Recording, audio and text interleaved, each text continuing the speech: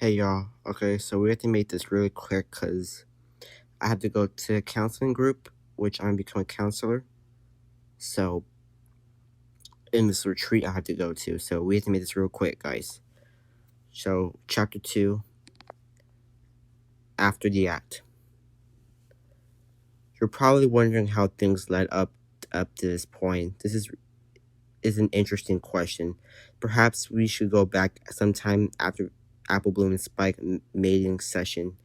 After Applejack found out she was furious of her little sister getting laid the way she did, she knew that she couldn't help it, and she knew that Spike didn't approach her on purpose.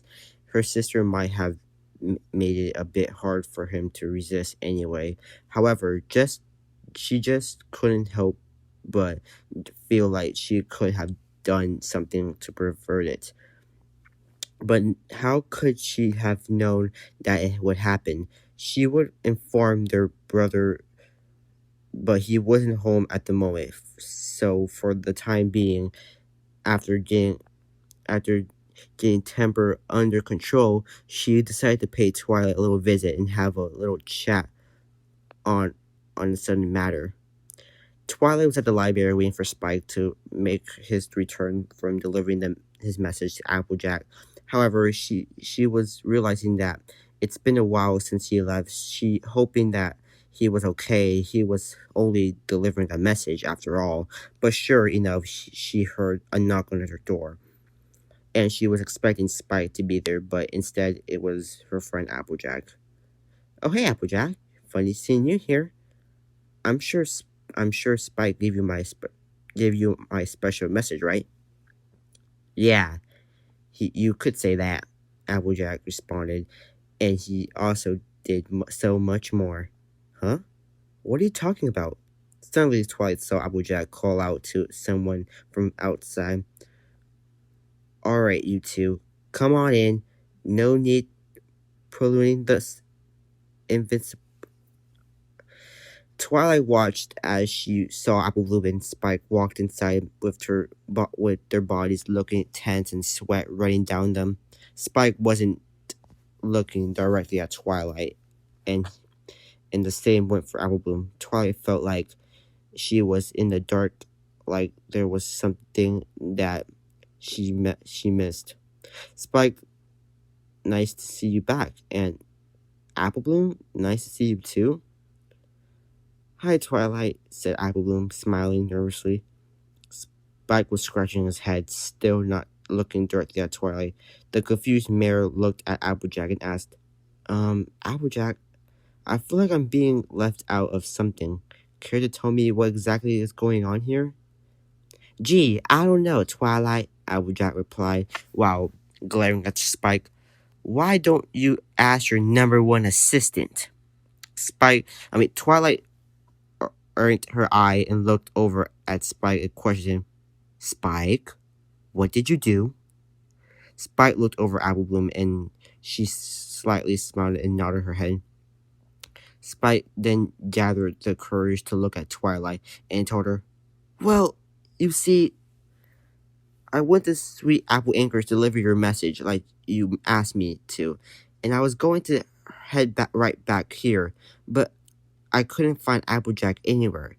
And when I looked inside the barn, the next thing I knew was the barn doors closing and me being concerned and tackled by Apple Bloom, and I was easily giving into her sexual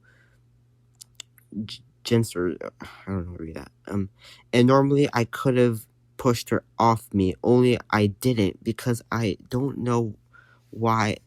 And before long, I had sex with her. I had sex with Apple Bloom. It took a few seconds for Twilight to process Spike's words, but eventually it came through as her eyes went wide and shouted, You did what? Y'all heard right, said Applejack. Your little dragon mated with my sister and enjoyed it.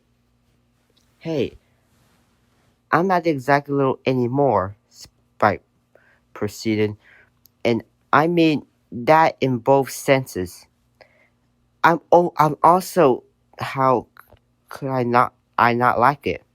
I'm a male dragon after all, and your sister was pushing all my buttons, uh, on my buttons, if you know what I mean. Which I couldn't resist, but y'all didn't. Then suddenly Apple Bloom spoke up.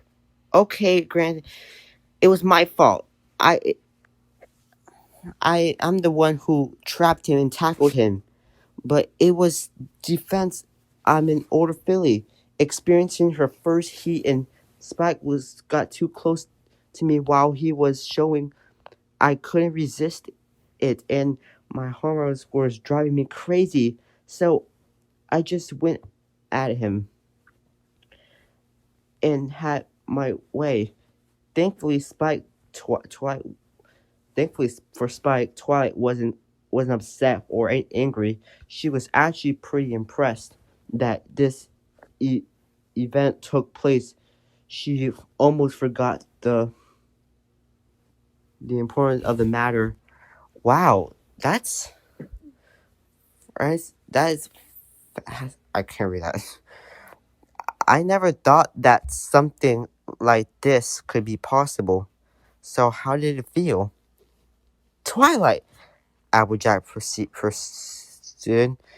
There is nothing fattening about this. My sister and I were trying to avoid any codes to mates with her, let alone a teen dragon. Twilight sheepishly smiled. I know, Applejack. I understand that, but I can't. I can't help to wonder of how things went. Apple Bloom was all ready to tell her experience with Spike into Twilight. Well, if you insist, I'll go right ahead. I'll glad to tell you. I don't think that's a good idea, said Spike. Nonsense, Spike, Twilight chuckled. Let her tell me. Apple Bloom looked. Apple Bloom looked. Apple looked at her sister with a pleading face. Applejack crossed her hoofs and sighed, and she responded, "All right, go ahead." Great, Apple Bloom cheered. So, so here how it went. From there, Apple Bloom explained everything that she and Spike did at the barn, and she explained it in front of the most explicit details that she could after she was done explaining. Her sister Applejack stood there with her mouth gasping open, and Spike just sliding, placing his claws over his face. But Twilight, while she was a bit shocked of how much Apple Bloom explained the detail, all she could do was just feel impressed for both of her and Spike. Sounds like you two had quite the time together, said Twilight. I'm quite impressed, Spike, to think that you would get some dominate like that. On. It was instant, I guess, Spike sighed. Apple suddenly latched onto Spike and kissed him on the cheek. If that case, you should give in your interest more often. You know, Apple Bloom and Applejack as she enough Apple Bloom, said Applejack as she pulled her sister of Spike. There's no need encouraging him. We're going to discuss this when your brother when he gets back. Come on, Applejack. I really did try my hardest to get by this heat period, but it's just got to be better of me. You know, now that I think about it, said Twilight, I could have heard of a dragon mating with a pony before. In fact, you two might be the first ones in the question history to do so. Applebloom felt really pleased of the fact that you couldn't help but get really that so Really? That's so awesome. You hear that, Spike? We just made equestrian history. However, Spike felt a bit stressed. I don't know about proud of or scared. Hold on. Hey guys, I'm back from my retreat counseling. And yes, all those happened before I left, so let's get back to the story now. Oh, it feels good to be back here now. Appleton, would y'all please stop it already? Applejack shouted. This is serious. Who knows what this may mean for you? You saved this of your body. I know that, but I just can't help but feel it. A little excited for us, as in me and Spike. Spike suddenly smiled nervously as he started. Well, on the bright side, at least a pony can't get and projected by a dragon such as myself, right? Right? Spike, Spike, while that may be true in theory, said Twilight, it's not entirely true. What? What are you talking about? Twilight took out a whole bunch of books about mathing history from her library shelves and was flipping through them. It's like I said, there are no history record of a pony and a dragon mating together, producing an offspring afterwards. So there's no 100% assurance that Appleton won't be pregnant because of you.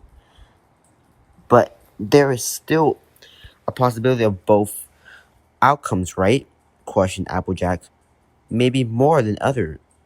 It's hard to say. This is completely out of my league, but whatever happens, I'll definitely have something new to log in the record books. Spike just slumped down and groaned. Yeah, that's just swell. Come on, Spike. Don't be such a downer, said Apple Bloom. If I do end up pregnant, I won't be mad at you, no matter what. Yeah. Yeah, you won't.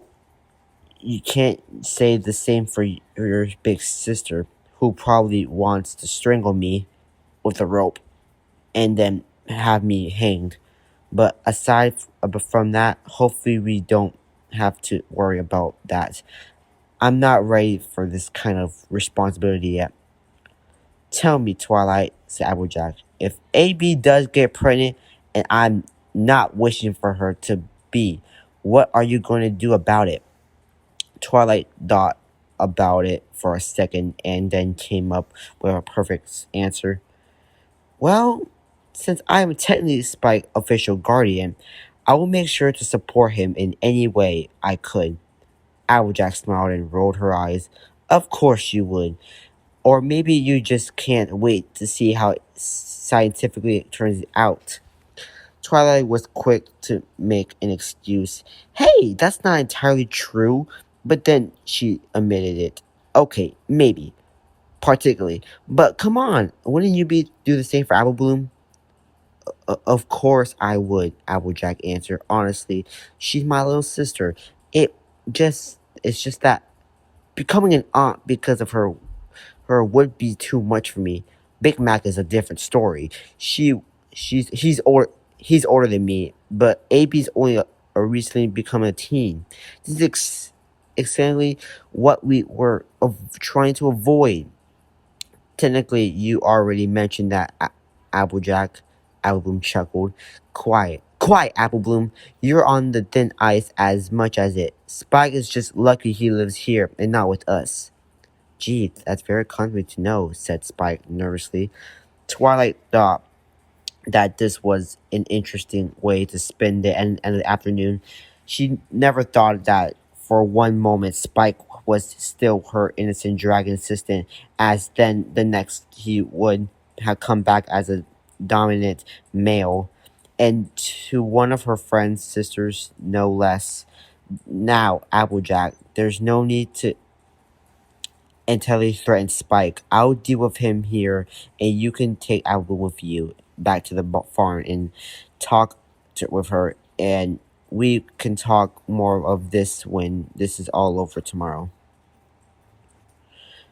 Great idea, Twilight, Applejack responded, and I will start by saying this. She then looked back over at her little sister and Spike. Applebloom, you're grounded for the next 2 days. No crusading, no nothing.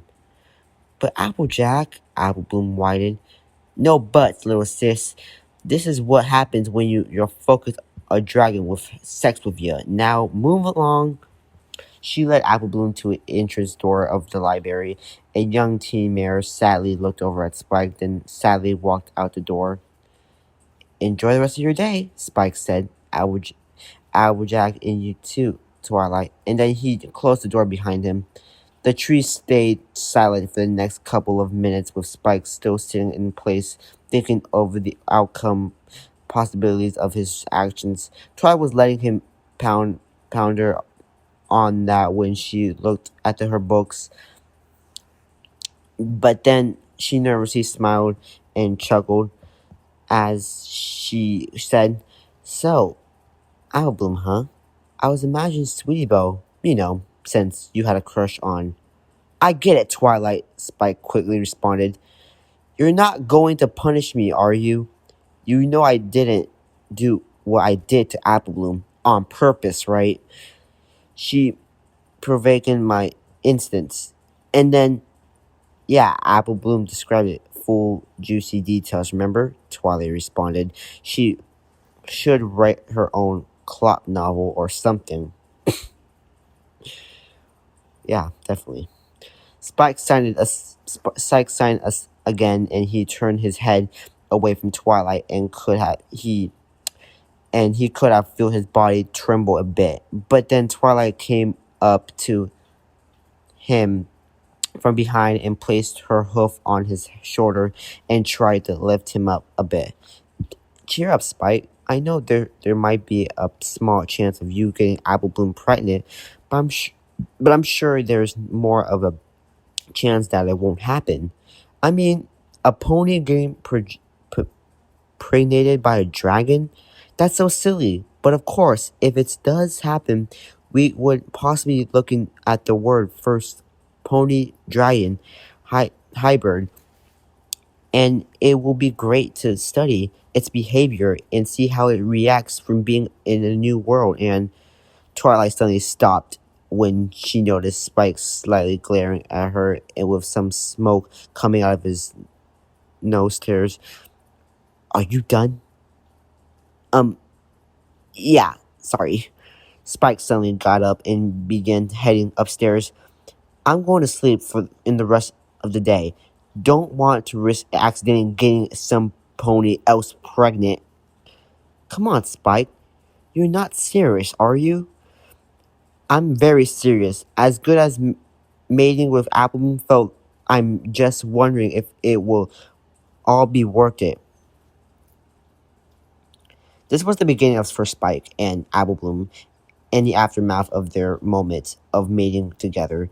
Deep down, Spike really liked Applebloom and found her a bit charming, but he wasn't quite sure how much he was on board in case the worst